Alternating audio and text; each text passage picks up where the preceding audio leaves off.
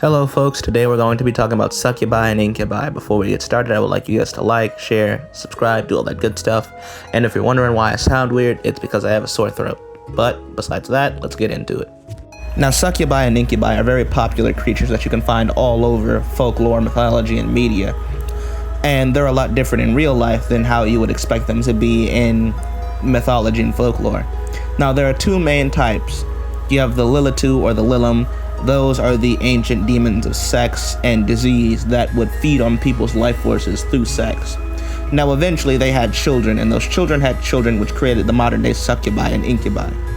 They're mortal creatures with a sort of symbiotic spirit inside of them. That symbiotic spirit gives them all their strength and abilities. But it has a cost.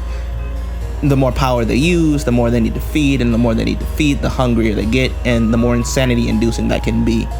Now, they are really beautiful because of their origins.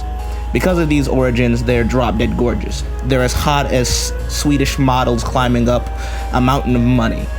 Very, very attractive, and that sexual whammy that they can put off can ensnare almost anybody who isn't prepared to deal with it. Now, they are incredibly powerful, and they can create illusions, allowing them to sort of shift their features. They can also tie up your mind and make you forget things.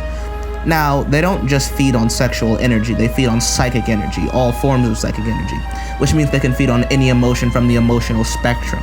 Now, when they do this, it's sort of like taking a piece of you or chunk of you and putting it in them. And you are still able to feel that until it gets, for a lack of a better word, digested. Now, because they're able to feed on any emotion from the emotional spectrum, a lot of them tend to lean toward sex because sex is the easiest, safest, and generally most humane options for them to feed on. Some of them are dicks and they decide to feed on fear or anguish or pain or anything like that, but they can feed on basically any emotion. This leads to a lot of them having strange dietary habits.